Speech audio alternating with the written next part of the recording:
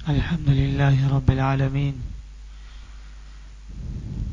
وصلى الله وسلم على رسوله الكريم ونبيه الأمين وعلى آله وأصحابه أجمعين. أما بعد، فأعوذ بالله من الشيطان الرجيم. بسم الله الرحمن الرحيم. اليوم أكملت لكم دينكم وأتممت عليكم نعمتي ورضيت لكم الإسلام دينا. وقال الله تعالى: إن الدين عند الله الإسلام. وقال الله تعالى: ومن يبتغ غير الإسلام دينا فلن يقبل منه وهو في الآخرة من الخاسرين. وقال النبي صلى الله عليه وسلم: من قال لا إله إلا الله دخل الجنة. اللهم صل وسلم على النبي الأمي وعلى آله وأصحابه وبارك وصل وسلم عليه. میرے محترم بزرگوں اور بھائیوں، میں نے آپ حضرات کے سامنے قرآن کریم کی چند آیات تلاوت کی ہیں، اور ان آیات میں اللہ تبارک و تعالی نے یہ اعلان فرمایا ہے کہ دین جو برحق ہے، وہ مذہب جو برحق ہے، وہ شریعت جو سچی ہے اور حقانیت والی ہے، وہ صرف اور صرف دین اسلام ہے. اور اس کے علاوہ جتنے بھی ادیان ہیں، جتنے بھی مذاہب ہیں، خواہ وہ آسمانی ہوں یا وہ زمینی ہوں، وہ خالق کی طرف سے بھیجے گئے ہوں یا وہ مخلوق کی طرف سے بنائے گئے ہوں، جتنے بھی ادیان ہیں، جتنے بھی عقائد ہیں، جتنے بھی مذاہب ہیں، جتنے بھی اعتقاد ہیں دین اسلام کے علاوہ، وہ سب اللہ تعالیٰ کے ہاں نامنظور ہیں، باطل ہیں یا منسوخ ہیں. دین اسلام میں جب ایک مسلمان داخل ہوتا ہے تو چند کلمات ہیں وہ پڑھ لیے جائیں تو ان کلمات کے بعد انسان کو کہا جاتا ہے کہ اب یہ مسلمان ہو چکا ہے، مسلم ہے، مومن ہے. اور وہ کلمات لا الہ الا اللہ محمد الرسول اللہ، کلمہ طیبہ کے کلمات ہیں. اس کلمہ طیبہ میں جو کلمات اور دو جملے ہیں، یہ جملے حقیقت میں خالق اور مخلوق کے درمیان، انسان اور اللہ تبارک و تعالی کی ذات اقدس کے درمیان ایک معاہدہ ہے، ایک ایگریمنٹ ہے، ایک عہد و پیمان ہے، جس کے بعد ایک انسان جنت کا حقدار ہو جاتا ہے. اور یہ معاہدہ کیا ہے؟ اس معاہدے کے دو اجزاء ہیں، دو اس کی شقیں ہیں اور دو اس کی کنڈیشنز ہیں. سب سے پہلے جب ایک مسلمان کہتا ہے لا الہ الا اللہ،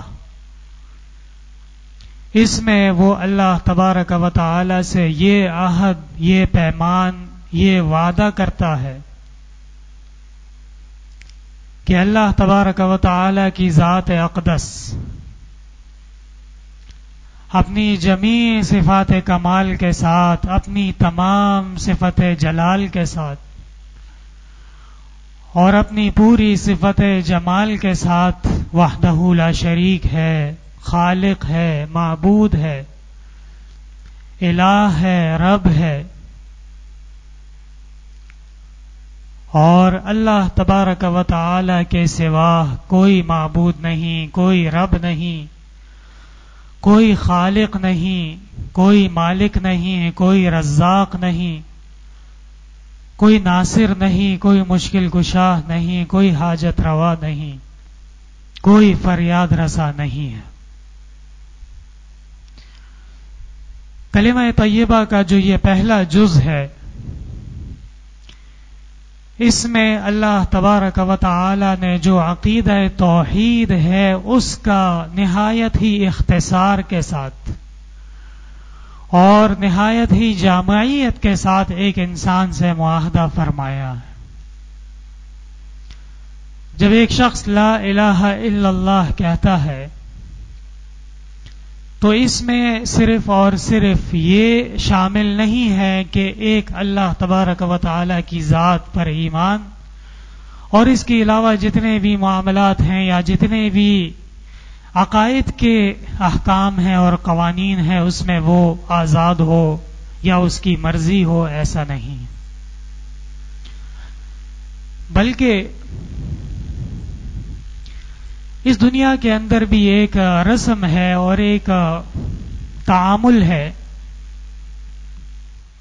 جب آپ کسی ادارے میں جاتے ہیں اور وہاں آپ داخلہ لینا چاہیں یا وہاں اپنی انرولمنٹ کروانا چاہیں، اپنا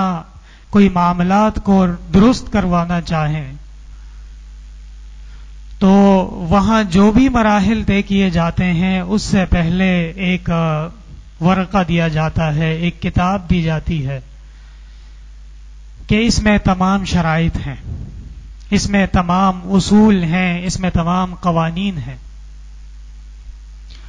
اور یہاں بھی یہ بات غور کیجئے گا کہ اس ایک ایک قانون، ایک ایک شرط، ایک ایک اصول کے اوپر آپ کا دستخط نہیں کرایا جاتا، بلکہ بسا اوقات ایسا ہوتا ہے کہ ان کے آخر میں ایک اصل معاہدہ ہوتا ہے، ایک اصل اقرار نامہ ہوتا ہے جس پہ دستخط کر دیا جائے تو یہ سمجھ لیا جاتا ہے کہ اس کے علاوہ بھی جتنے قوانین ہیں، جتنی بھی شرائط ہیں وہ اس کے نزدیک منظور ہیں۔ حالانکہ یہ دو بندوں کے درمیان معاملہ ہے، ایک انسان کے بنائے ہوئے شرائط، انسان کی بنائے ہوئے قواعد اور ضابطے وہ ہمیشہ ناقص ہیں، اس لیے کہ انسان خود ناقص ہے، اس کا ادراک ناقص ہے، اس کی عقل ناقص ہے، اس کی سمجھ ناقص ہے، اور ناقص کے اجتماع سے کامل کی پیداوار یہ اصول کے خلاف ہے، ایسا ممکن نہیں ہے۔ اسی طرح جب ایک مسلمان لا الہ الا اللہ یہ کلمہ کا جز پڑھتا ہے تو اس میں تمام وہ عقائد شامل ہو جاتے ہیں، تمام وہ احکام شامل ہو جاتے ہیں، تمام وہ نواہی آ جاتے ہیں جس کے متعلق اللہ تبارک و تعالی نے ہمیں قرآن کریم میں یا رسول اللہ صلی اللہ علیہ وسلم نے احادیث اور سنت نبویہ میں اس کی وضاحت فرمائی ہو، اس کا حکم بیان فرمایا ہو، مسلمانوں کی رہنمائی فرمائی ہو۔ اللہ تبارک و تعالی وحدہ لا شریک ہے، یہ ہمارے ایمان کا انتہائی اہم جز ہے۔ اللہ تبارک و تعالی رزاق ہے، اسی کے حکم پہ انسان وجود میں آیا ہے اور اسی کے حکم سے اس دنیا سے چلا جاتا ہے، منتقل ہو جاتا ہے۔ اللہ تبارک و تعالی کے احکام، اللہ تبارک و تعالی کے اوامر تمام اہل اسلام پر بالخصوص اور تمام انسانیت پر بالعموم اس کا ماننا لازم اور ضروری ہے۔ جب ہم لا الہ الا اللہ کہتے ہیں تو اس میں یہ عقیدہ بھی شامل ہو جاتا ہے کہ اللہ تبارک و تعالی ہی سے مدد طلب کی جائے گی، اللہ تبارک و تعالی سے ہی استعانت طلب کی جائے گی، اور اللہ تبارک و تعالی ہی مدد رساں ہیں، اللہ تبارک و تعالی ہی دعا کو قبول کرنے والے ہیں، اور اللہ تبارک و تعالی سمیع ہے، علیم ہے، بصیر ہے۔ یہ جو تمام احکام ہیں اس میں انسان کی جتنی زندگی ہے اس میں شامل ہو جاتی ہے، اور دین اسلام میں جب ہم محمد الرسول اللہ کہتے ہیں تو اس میں سب سے پہلے تو نبی کریم صلی اللہ علیہ وسلم کی جو بعثت ہے، آپ کی رسالت ہے، آپ کی نبوت ہے، اس کا اقرار کیا جاتا ہے. اور ظاہر بات ہے کہ صرف زبان سے اقرار کر لینا یہ اقرار کی حد تک کافی ہے، علامات کی حد تک کافی ہے، ظاہر کی حد تک کافی ہے. لیکن اس کے ساتھ لازم ہے کہ جو شخص کلمہ پڑھ رہا ہے، جو شخص رسول اللہ صلی اللہ علیہ وسلم کی رسالت کا یا اللہ تبارک و تعالی کی وحدانیت کا اقرار کر رہا ہے، جو زبان پر ہے وہ قلبی عقیدے میں اور دلی اذعان کے اندر شامل ہو.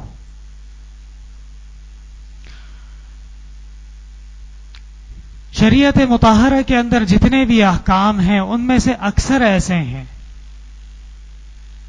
کہ جن میں اعتبار نیت قلب کا ہوتا ہے، اعتبار دلی عقیدے کا ہوتا ہے، لیکن اس کے جو احکام ہوتے ہیں، اس کا جو نتیجہ ہوتا ہے وہ چند الفاظ پہ منحصر ہوتا ہے. مثلا جب ایک شخص کسی سے یہ کہے کہ میں آپ کو اپنے نکاح میں قبول کرتا ہوں، اور جو مؤنث ہے، جو خاتون ہے، وہ کہے کہ میں اپنی ذات کو آپ کے نکاح میں حوالے کرتی ہوں، تو یہ جو دو جملے ہیں اس کو شریعت میں ایجاب اور قبول کہا جاتا ہے. اب ایجاب اور قبول کے اندر اس شخص کے ذمے خاتون کا نفقہ بھی واجب ہے، اس شخص کے ذمے خاتون کا کپڑا بھی واجب ہے، اس خاتون کو عزت کا جگہ دینا وہ بھی واجب ہے. اس ایجاب و قبول کے اندر زندگی بھر عفت اور پاک دامنی کا پاسداری کرنا یہ بھی شامل ہے. اس ایجاب اور قبول کے اندر زندگی بھر ایک شرعی جائز اور دینی تعلق میں منسلک ہو جانے کا عہد یہ بھی شامل ہے. اگر کوئی بیمار ہو جاتا ہے خاندان میں، گھرانے میں، تو اس کی تیمارداری، اس کا علاج، معالجہ یہ بھی شامل ہے. زندگی کے آنے والے جتنے بھی مراحل ہیں اور جتنے بھی معاملات ہیں، بشرط یہ کہ وہ شریعت کے احکام کے موافق ہوں، وہ سب کے سب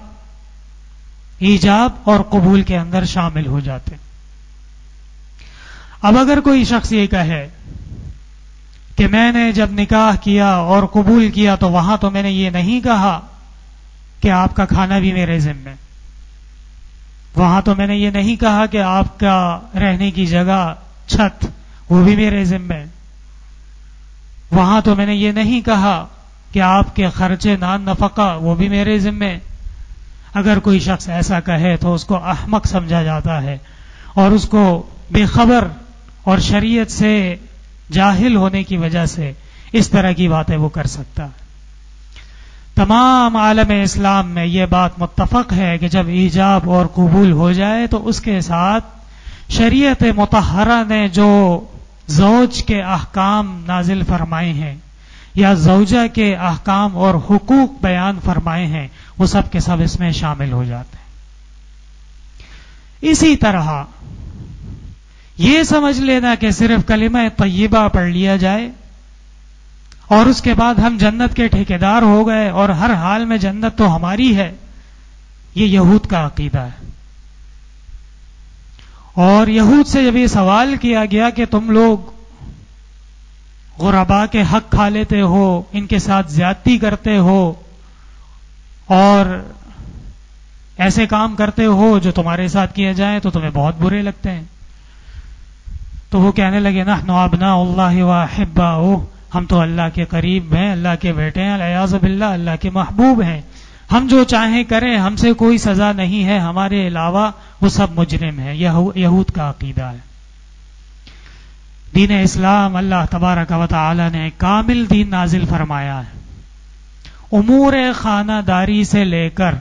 سیاست مدنیہ اور نظام مملکت تک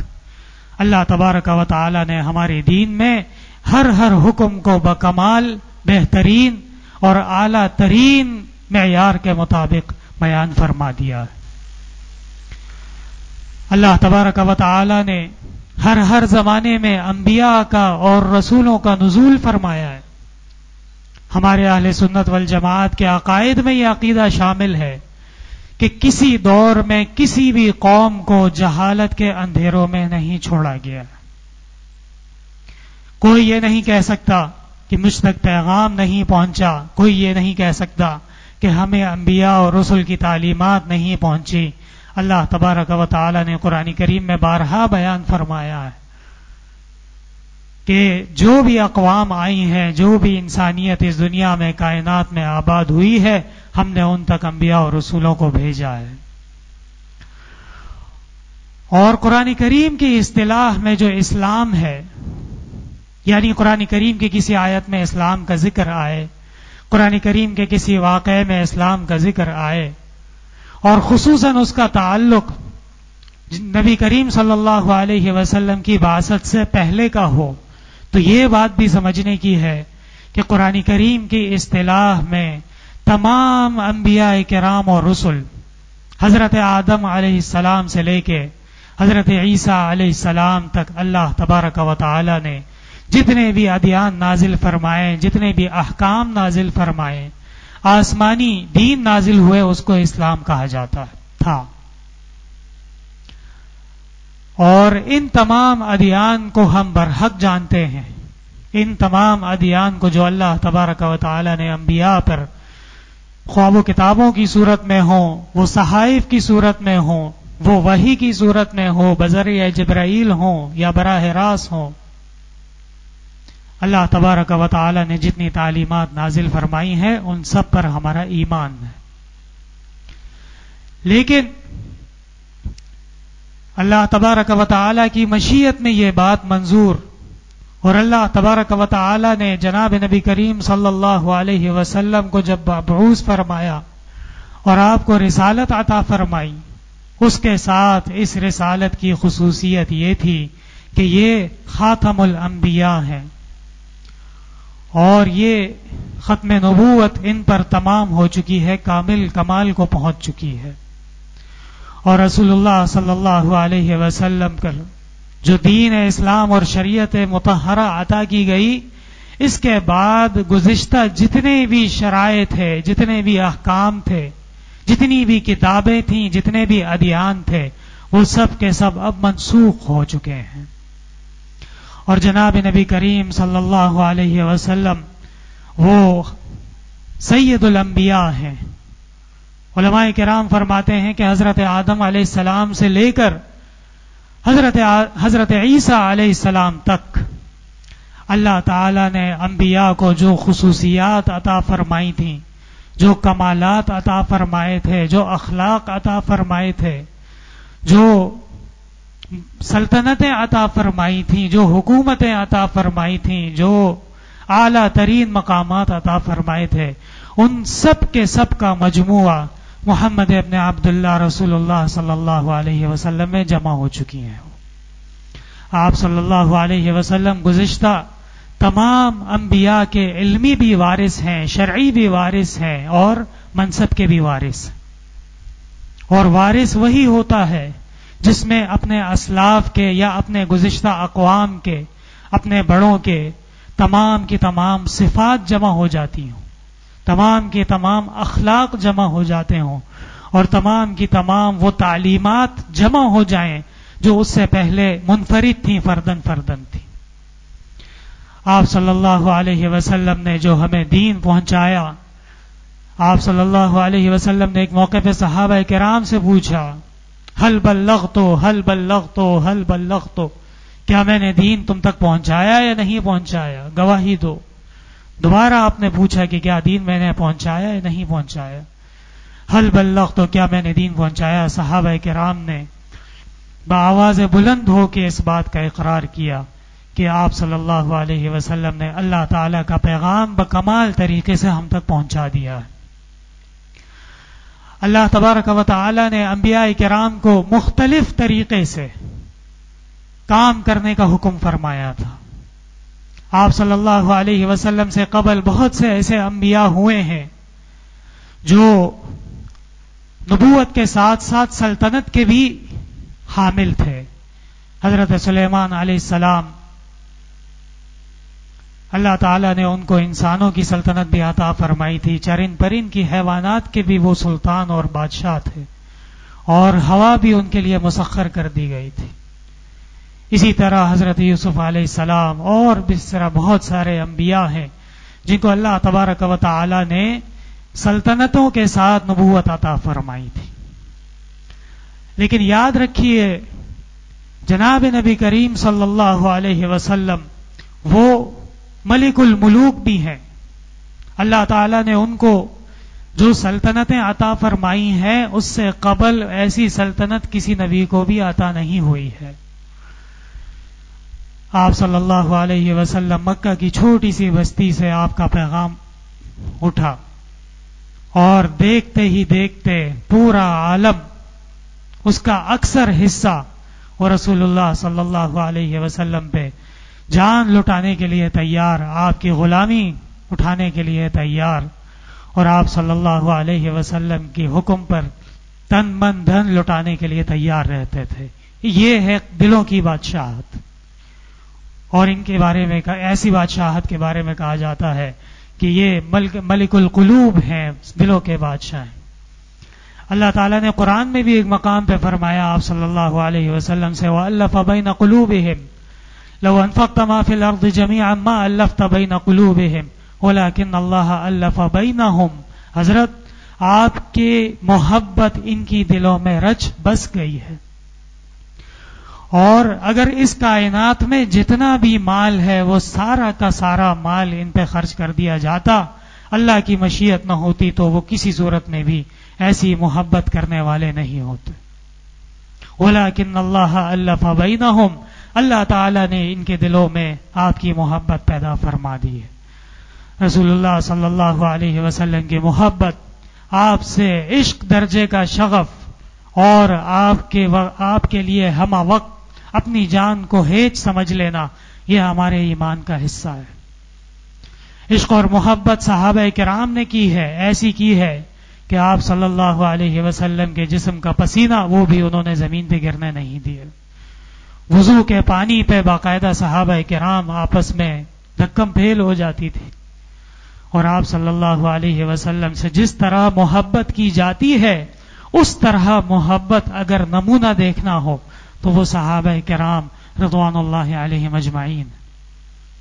محبت ایسی کی جائے کہ قرآن بھی کہے اذ یقول لصاحبہ لا تحزن، جب آپ اپنے دوست سے کہہ رہے تھے، اپنے ساتھی سے کہہ رہے تھے کہ غمگین نہ ہو۔ ایسی محبت، ایسا تعلق، ایسا عشق جس کا تعلق اور جس کا حکم، جس کا اقرار، جس کا سرٹیفکیٹ عرش سے آتا ہو۔ تعلق ایسا ہو کہ آپ صلی اللہ علیہ وسلم حضرت عمر رضی اللہ عنہ سے جو محبت فرماتے تھے، اور آپ نے فرمایا واشدہم فی امر اللہ عمر، اللہ تعالیٰ کے حکم میں اس سے زیادہ مضبوط شخص کوئی نہیں ہے، ایسا تعلق ہونا چاہیے۔ آپ صلی اللہ علیہ وسلم نے یہ نہیں فرمایا کہ یہ میری شان میں بڑی نعتیں پڑھتا ہے اور اس نے جو ہے وہ بڑے زبردست چراغاں کا انتظام کیا ہے اور اس جیسی جھنڈیاں کوئی نہیں لگا سکتا، شریعت میں اس قسم کی کوئی چیز نہیں۔ آپ صلی اللہ علیہ وسلم نے عثمان رضی اللہ عنہ سے محبت فرمائی، فرمایا استحیت منک ملائکۃ الرحمن، عثمان آپ کے اخلاق اور آپ کے زبردست قسم کے اٹھنا بیٹھنا اور زندگی کے اصول ایسے ہیں کہ اللہ تعالیٰ کے فرشتے بھی جب آپ کے سامنے آتے ہیں تو وہ اپنے حیا کی چیزوں کو دیکھ کے درست کر لیتے ہیں۔ رسول اللہ صلی اللہ علیہ وسلم سے محبت کا تقاضا یہ ہے، جب ہجرت میں آپ صلی اللہ علیہ وسلم تشریف لے گئے اور کفار اور مشرکین کو اطمینان دلانے کے لیے آپ کے بستر پہ جو شخص لیٹا وہ علی المرتضی رضی اللہ عنہ، حالانکہ پتہ تھا کہ قتل کا انتظام ہے اور حملہ ہوگا، لیکن کوئی پرواہ نہیں کی، اور آپ صلی اللہ علیہ وسلم کی شان میں، آپ کی نبوت اور رسالت پہ جان لٹانے کے لیے حضرت علی اس وقت سے بچپن سے تیار رہے۔ میرے محترم بھائیوں، الحمدللہ اللہ تعالیٰ کا لاکھ لاکھ فضل و احسان ہے، اور ہم ساری زندگی اس کا شکر کرتے رہیں تب بھی ہم ناکافی ہے۔ اللہ تعالیٰ نے ہمیں کلمہ طیبہ جیسی عظیم نعمت سے نوازا ہے، اور اللہ تعالیٰ نے ہم پہ یہ بھی احسان فرمایا کہ ہم باقاعدہ پیدائشی مسلمان ہیں۔ صحابہ کرام کی عظمت، صحابہ کرام کا مقام و صحابہ کرام کی محبت وہ ہمارے دلوں سے عزیز، ہمارے سروں اس پہ قربان، لیکن بہت سے ایسے صحابہ کرام ہیں جو پیدائشی طور پہ لا الہ الا اللہ کے حامل نہیں تھے، بلکہ آپ صلی اللہ علیہ وسلم کا پیغام جب ان تک پہنچا تو وہ مشرف اسلام ہو چکے تھے۔ اس طرح دیکھا جائے تو اللہ تعالیٰ نے ہم پہ کتنا بڑا انعام فرمایا ہے کہ ہم جس گھر میں پیدا ہوئے اس گھر میں ہمارے کان میں اشہد ان لا الہ الا اللہ اور اشہد ان محمد رسول اللہ کی صدائیں دی گئیں، اور الصلاۃ خیر من النوم جیسے کلمات کہے گئے، قد قامت الصلاۃ جیسے کلمات کہے گئے، اور جب ہوش سنبھالا تو اللہ تعالیٰ نے دین اسلام کے ماحول میں ہمیں اس پر بہترین عمل کرنے کی توفیق عطا فرمائی ہے۔ اب اس میں کوئی کمی ہو رہی ہے، کوئی زیادتی ہے، کوئی غفلت ہے، تو وہ انسان کی اپنی کمی کی وجہ سے ہے۔ ہم کلمہ طیبہ جب پڑھ چکے ہیں تو ہم اللہ تعالیٰ سے عہد اور پیمان کر چکے ہیں، اور پھر اس دین کے مختلف شعبے ہوتے ہیں۔ انبیاء کرام رضوان اللہ علیہم اجمعین کو اللہ تعالیٰ نے کہیں تبلیغ کا حکم فرمایا، کہیں جہاد کا حکم فرمایا، کہیں کسی حرفت کے ذریعے سے پیغام کو آگے بڑھانے کا حکم فرمایا، کہیں مملکت کے ذریعے سے آگے بڑھانے کا حکم فرمایا، اور ایک پیغمبر صلی اللہ علیہ وسلم کی حیات طیبہ میں بھی احکام تبدیل ہوتے رہے۔ آپ صلی اللہ علیہ وسلم کو یہ بھی حکم فرمایا گیا لکم دینکم ولی دین، اور آپ صلی اللہ علیہ وسلم کو جب حالات کا تقاضا ایسا تھا اور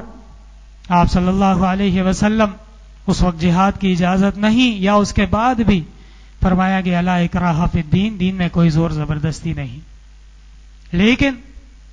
جو انبیاء کرام کی بعثت کا اصل مقصد ہے وہ ہے مخلوق کو خالق کا تعارف کرانا، مخلوق کو خالق کی عبادت سکھانا، اور مخلوق کو خالق کے ساتھ ایک رابطہ قائم کرنا۔ میرے محترم بھائیوں، جب اس پیغام کے آڑ میں کوئی آ جائے اور اس پیغام کو رکاوٹ بننے کے لیے کوئی کھڑا ہو جائے تو پھر قرآن کریم میں اللہ تعالیٰ نے فرمایا لا تعتذروا قد کفرتم بعد ایمانکم، اب تمہاری کوئی معافی اور کوئی عذر قبول نہیں ہے، تم ایمان کے بعد کفر کر رہے ہو اور اللہ کے پیغام کے سامنے رکاوٹ بن رہے۔ فما لکم فی المنافقین فئتین واللہ ارکسہم بما کسبوا، مسلمانوں میں کچھ ایسے افراد تھے جنہوں نے منافقین کے بارے میں کچھ پس و پیش سے کام لیا۔ اللہ تعالیٰ نے فرمایا کہ نہیں، جو انہوں نے کیا ہے اس کی سزا ان کو پوری ملے گی۔ قاتلوا الذین یلونکم من الکفار ولیجدوا فیکم غلظہ، جو تمہارے قریب میں کفار رہتے ہیں اور یہ قسم قسم کی شرارتیں کر رہے ہیں، ان کے ساتھ قتال کرو، اور ان سے نفرت نظر آنی چاہیے، آپ میں غصہ نظر آنا چاہیے۔ یا ایھا النبی جاہد الکفار والمنافقین واغلظ علیہم، آپ صلی اللہ علیہ وسلم کو بھی حکم دیا گیا کہ ان کے ساتھ جہاد ضروری ہے۔ یہ جہاد کب ہو رہا ہے؟ یہ اس وقت ہو رہا ہے جب کلمہ طیبہ کے مقابلے میں کوئی چیز آ جائے۔ ہمارے کچھ ناسمجھ بھائی فلاں جگہ لوگ نماز نہیں پڑھ رہے، اب یہاں جہاد ہونا چاہیے، فلاں جگہ ایسے مسائل ہو رہے ہیں، فلاں شادی میں گانا بجانا ہو رہا ہے،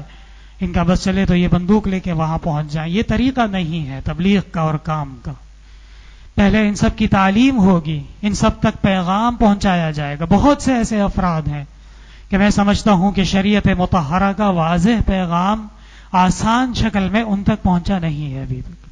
وہ قرآن سے واقف ہیں، نماز سے واقف ہیں، یہ پتہ ہے کہ یہ غلط کام ہے، لیکن جو اس کی تفاصیل ہیں وہ ان تک نہیں پہنچی ہے، اور ساری خرابی یہاں سے پیدا ہو رہی۔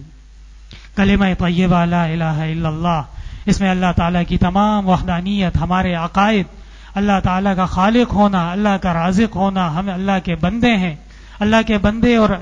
اللہ کے معبود ہونے کے درمیان کیا تعلق ہے، کیا تقاضے ہیں، ان کو سمجھنا ایک مسلمان کے لیے لازم ہے۔ اور محمد رسول اللہ جب ہم کہتے ہیں تو ہمارے اور ہمارے پیغمبر،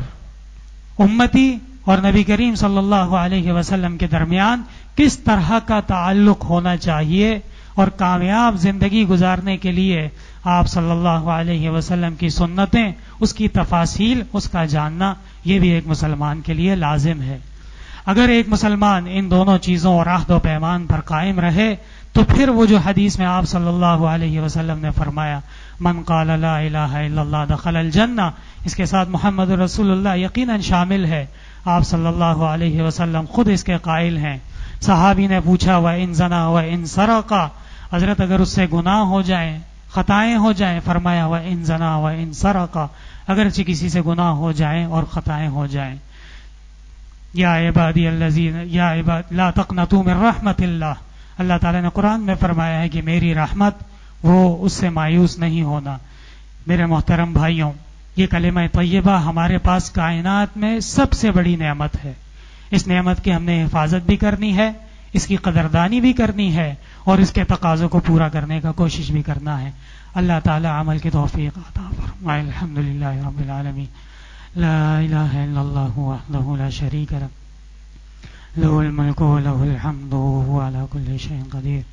لا الہ الا اللہ الحلیم الکریم، سبحان اللہ رب العرش العظیم، والحمد للہ رب العالمین۔ نسألك موجبات رحمتك وعزائم مغفرتك والغنیمة من كل بر والسلامة من كل إثم، اللهم لا تدع لنا ذنبا إلا غفرته ولا هما إلا فرجته ولا حاجة إلا قضيتها يا أرحم الراحمين ويا أكرم الأكرمين، اللهم إنك عفو كريم تحب العفو فاعف عنا وإنا نسألك الجنة ونعوذ بك من النار۔ اللہ تعالیٰ مسلمانوں کی دعائیں قبول فرمائے۔ اللہ تعالیٰ ہمیں کلمہ طیبہ کے عہد و پیمان کی پاسداری کرنے کی توفیق عطا فرمائے۔ اللہ تعالیٰ جو ہمارے اعمال ہیں ان میں قبولیت نصیب فرمائے، اخلاص عطا فرمائے، للہیت عطا فرمائے۔ جو گناہ ہیں، جو خطائیں ہیں، اللہ تبارک و تعالیٰ معاف فرمائے۔ اللہ تعالیٰ آپ کے غیب کے خزائن بہت بڑے ہیں، اللہ تعالیٰ مغفرت فرمائے۔ اللہ تعالیٰ مسلمانوں کی مشکلات آسان فرمائے، جو کسی بھی مشکل میں ہیں، قرض میں ہیں،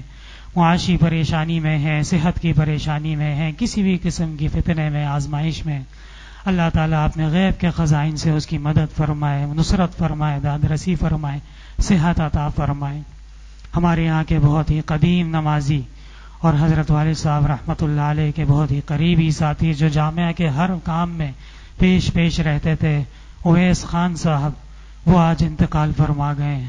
دعا فرمائے اللہ تعالیٰ ان کی مغفرت فرمائے، جنت الفردوس میں اعلیٰ مقام عطا فرمائے، پسماندگان کو صبر جمیل اور اجر عظیم عطا فرمائے۔ اللہ تعالیٰ پاکستان کے چپے چپے ذرے ذرے کی حفاظت فرمائے۔ اسلام کے اس قلعے کو جو اسلام کے نام پہ بنایا گیا، اللہ تعالیٰ دشمنوں سے، حاسدین سے، سازشیوں سے اور اغیار سے، ان کے ناکارہ آثار سے، ما ظہر منہا و ما بطن سے محفوظ فرمائے۔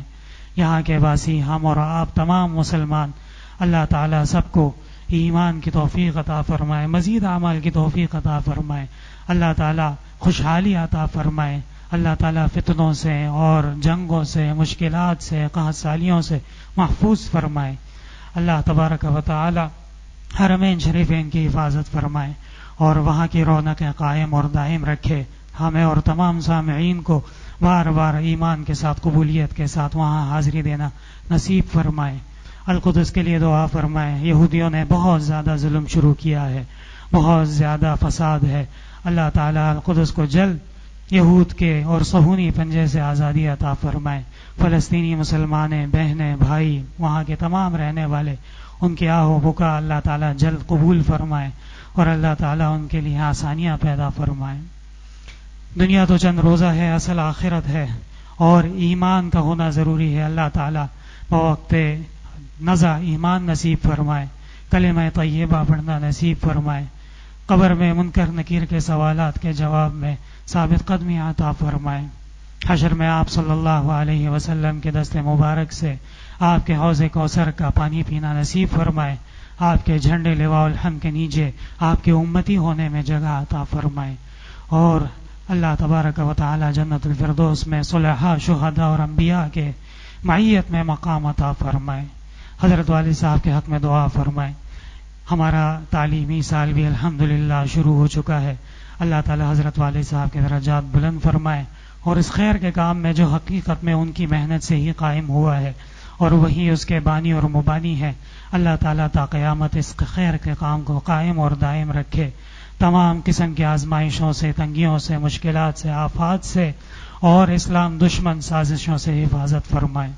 ربنا تقبل منا انك انت السميع العليم وتب علينا انك انت التواب الرحيم، وصلى الله تعالى على خير خلقه محمد وعلى اله وصحبه اجمعين برحمتك يا رب۔